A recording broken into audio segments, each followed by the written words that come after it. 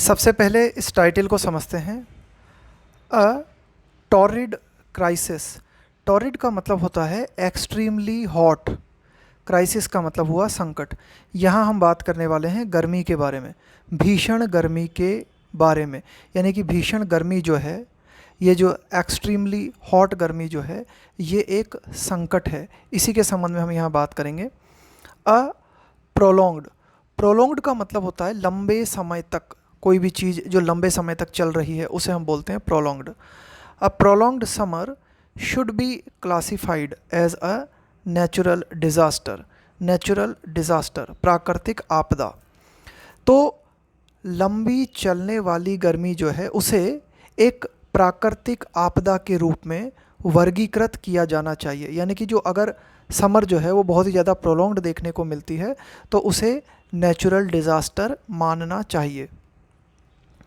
Northern India has been bearing the brunt. देखो, bear the brunt इसका मतलब होता है किसी चीज़ को झेलना, उसके नेगेटिव परिणामों को भुगतना। Of the longest stretch of heat waves in the last 15 years. तो उत्तरी भारत जो है वो झेल रहा है किस चीज़ को? Longest stretch of heat waves, की जो हीट वेव्स उत्तरी भारत में देखने को मिल रही हैं वो बहुत ही लंबे समय से देखने को मिल रही हैं। पिछले 15 साल में इस साल सर्वाधिक लंबा हीट वेव्स जो है, हीट वेव्स का सामना करना पड़ा है उत्तरी भारत को।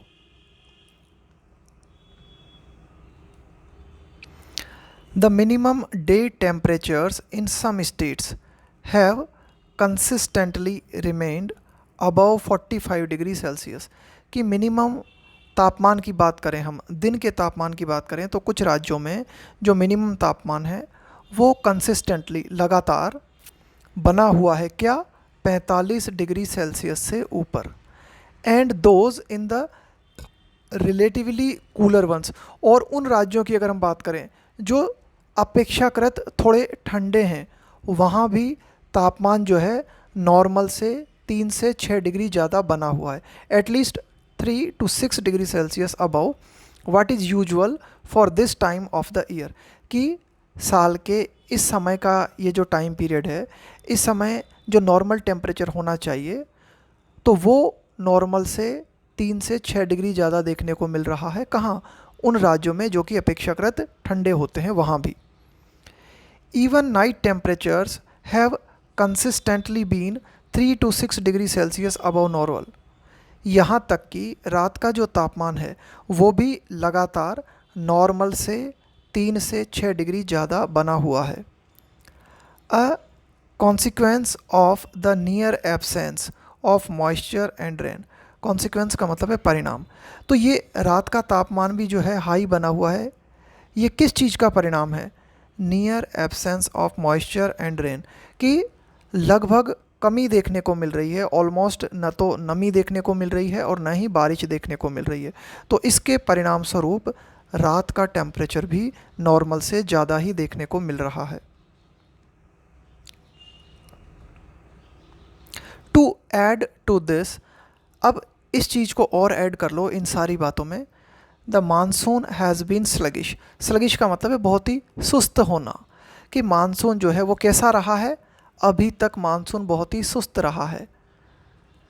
आफ्टर एन अर्ली स्टार्ट, कि मानसून जो है शुरुआत तो हो गया था, जल्दी शुरू हो गया था, लेकिन जल्दी शुरुआत होने के बावजूद the monsoon has stalled since. Stall का मतलब है स्टॉप हो जाना, रुक जाना।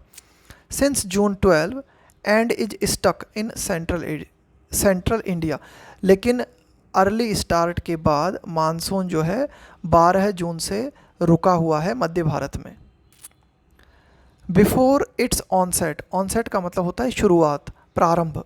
Over Kerala, the India meteorological department had forecast, forecast का मतलब होता है प्रेडिक्ट करना, भविष्यवाणी करना।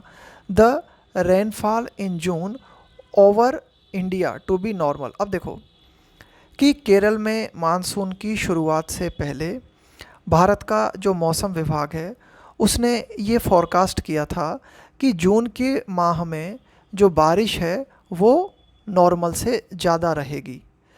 लेकिन इट हैज़ नाउ अपडेटेड, लेकिन जो भारत का मौसम विभाग है उसने फिर से जानकारी को अपडेट किया है कि दैट एस्टिमेट का मतलब है आकलन, टू बी बिलो नॉर्मल और इन क्वांटिटेटिव टर्म्स का मतलब हो गया संख्यात्मक मात्रा में अगर हम बात करें, a minimum 8% shortfall over the months expected का मतलब है जो आपने आशा की थी, क्वांटम का मतलब हो गया मात्रा ऑफ 16.69 cm। लेकिन अब जो है इंडिया मेटेरोलॉजिकल डिपार्टमेंट ने ये अपडेट दिया है कि भाई जून के मंथ के दौरान जो बारिश है वो बिलो नॉर्मल रहेगी। संख्यात्मक रूप से अगर हम बात करें तो 8% की कमी जो है इस महीने बारिश में देखने को मिलेगी। दिस अपडेट, तो ये जो अपडेट मौसम विभाग की तरफ से आया है, हावेवर हालांकि इज़ नॉट यूज़फुल, ये सहायक नहीं है। ऐसा इसलिए as it does not give an insight. Insight का मतलब होता है अंतर्दृष्टि, कि आपको किसी चीज़ के भीतर जानने में मदद मिलती है। इनटू द प्रोग्रेस, इंसाइट के बाद में आता है into preposition, the progress of the monsoon. हालांकि ये जो अपडेट मौसम विभाग की तरफ से आया है इसके माध्यम से मानसून की जो प्रोग्रेस है उसके बारे में किसी तरह की कोई अपडेट या उसके बारे में किसी तरह की कोई इंसाइट नहीं मिलती। The normal dates of the monsoon's arrival over the north western and northern states are those spanning का मतलब है इस टाइम पीरियड के दौरान, the June 25 to July 1 time frame.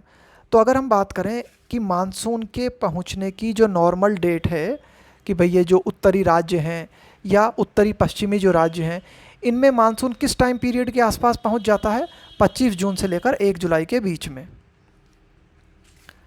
Whether the monsoons current हिएटस का मतलब होता है थोड़ी देर के लिए रुक जाना, थोड़ी देर के लिए विराम लेना। तो ये जो मानसून में हमें थोड़ी देर के लिए विराम जो देखने को मिला है, will push these dates even further का मतलब है और आगे बढ़ा देना, कि कहीं ऐसा तो नहीं कि मानसून अभी रुक गया है तो ये और ज़्यादा लंबा रुका रहेगा और ये जो हमारी डेट्स हैं 25 जून से 1 जुलाई है ना, जिसके भीतर मानसून जो है मध्य भारत में या उत्तरी भारत में प्रवेश कर जाता है, तो ये डेट्स और आगे खिसक जाएंगी, कहीं ऐसा तो नहीं होगा। रिमेन्स टू बी सीन, ये देखा जाना बाकी है, ये देखा जाना शेष है। अब प्रोलॉन्ग्ड का मतलब हुआ बहुत लंबा, हिएटस का मतलब हो गया विराम। कुड मीन का मतलब है मतलब, an even greater load on the infrastructure in these state, कि और लंबा अगर मानसून विराम लेता है इन राज्यों में तो उसका ये मतलब हो सकता है कि इन राज्यों का जो इंफ्रास्ट्रक्चर है, एक तरह से जो बिजली है, पानी है, इन सब की जो सप्लाई है उन पर और ज़्यादा लोड पड़ेगा। On June 17, the Power Ministry said that demand in northern India had surge का मतलब है इंक्रीज होना, बढ़ना, to 89 गीगावाट, कि 17 जून को पावर मिनिस्ट्री ने ये कहा, ऊर्जा मंत्रालय की तरफ से ये बात कही गई कि उत्तरी भारत में जो डिमांड है पावर की उसमें बढ़ोतरी हुई, कितनी, 89 gigawatt, the highest in a single day. तो ये जो 89 गीगावाट पावर की जो डिमांड है ये हाईएस्ट है एक दिन में, the highest in a single day. To meet this power requirement, अब ये जो पावर रिक्वायरमेंट है कि इतनी पावर की ज़रूरत है, इसको पूरा करने के लिए, मीट का मतलब है यहाँ पे पूरा करना उसे, nearly 25% to 30% had to be imported from the other 4 regions. अब देखो इस पावर डिमांड को पूरा करने के लिए लगभग 25 से 30% पावर जो है वो इंपोर्ट करनी पड़ी, मंगवानी पड़ी, है ना, आयात करनी पड़ी। कहाँ से, अन्य 4 क्षेत्रों से, कि भारत का जो साउथ है, वेस्ट है, ईस्ट है और नॉर्थ ईस्ट है, यहाँ से पावर को इंपोर्ट करना पड़ा। एंड पॉसिबली भूटान, और संभवतः भूटान से भी जो है पावर मंगानी पड़ी। A precise breakup was not provided, कि कहाँ कहाँ से कितनी पावर मंगानी पड़ी, इसका सटीक ब्रेकअप जो है वो प्रोवाइड नहीं कराया गया। दो, यद्यपि द मिनिस्ट्री क्लेम का मतलब है दावा करना, क्रेडिट का मतलब है श्रेय लेना, इन मीट का मतलब है यहाँ पे पूरा करना, मीटिंग द डिमांड। हालांकि ये जो पावर मिनिस्ट्री है उसने जो पावर की डिमांड है उसे पूरा करने का दावा किया, इस बात का श्रेय लिया। लेकिन इट इनडायरेक्टली रिवील्स, रिवील का मतलब है खुलासा करना, लेकिन ये जो पावर की डिमांड है ये अप्रत्यक्ष रूप से इस बात का खुलासा करती है, द स्ट्रेन का मतलब है तनाव, ऑन द इंफ्रास्ट्रक्चर, कि भाई ये तो पक्का है कि जो इंफ्रास्ट्रक्चर है उसके ऊपर तनाव बढ़ रहा है। The installed power capacity in northern India, कि जो पावर सप्लाई है जो इंस्टॉल हमने अभी कर रखी है उसकी क्षमता कितनी है, उत्तरी भारत में कितनी पावर सप्लाई हो सकती है वहाँ से, 113 gigawatt. And if the northern grid, grid का मतलब भी वही होता है जो पूरा की पूरा सिस्टम होता है ना वायर्स का, जहाँ से जो भी पावर स्टेशंस हैं उनको पावर सप्लाई होती है, still needed to import power, कि भाई 113 गीगावाट जो है उस उतनी तो क्षमता है उत्तरी भारत के पास। And if the northern grid still needed to import power, और इसके बावजूद भी जो उत्तरी क्षेत्र है अगर उसे पावर इम्पोर्ट करने की ज़रूरत पड़ती है, इट सजेस्ट, तो ये क्या बताता है, an inability to utilize its full capacity, कि जो उत्तरी क्षेत्र है वो अनेबल है ना, उसकी एबिलिटी पे प्रश्न खड़े होते हैं कि वो अपनी पूरी क्षमताओं का प्रयोग नहीं कर पा रहा है। Delhi's international airport had a half hour blackout, blackout का मतलब है कंप्लीटली जो है लाइट चली जाए, पावर चली जाए, on the same day, and it stands to reason. अब देखो दिल्ली का जो इंटरनेशनल एयरपोर्ट है वहाँ पर पूरे आधे घंटे जो है पावर सप्लाई बाधित रही, यानी कि पावर सप्लाई वहाँ पर नहीं हुई। And it stands to reason that, तो कुल मिला के इट स्टैंड्स टू रीज़न का मतलब हुआ कि ये कारण हम सामने रख सकते हैं, कि मतलब ये तर्क हम दे सकते हैं, इस बात को हम सामने रख सकते हैं दैट प्रोलॉन्ग्ड हीट वेव्स, कि ये जो लंबी हीट वेव्स हैं and demands on cooling are going to further strain the grid, कि एक तो लंबी लंबी हीट वेव्स और ये जो डिमांड्स लगातार बढ़ रही है ना कि भाई कूलिंग ज़रूरी है, उसके लिए जो डिमांड्स बढ़ रही हैं, तो इसके माध्यम से आगे और क्या होने की संभावना है कि जो ग्रिड है, जो भी हमारे पावर स्टेशंस हैं उनके ऊपर और तनाव बढ़ेगा। कंपाउंडिंग, कंपाउंड का मतलब है कि भाई इतनी प्रॉब्लम्स तो हमारे सामने पहले से ही हैं, उसमें इसे और जोड़ लो।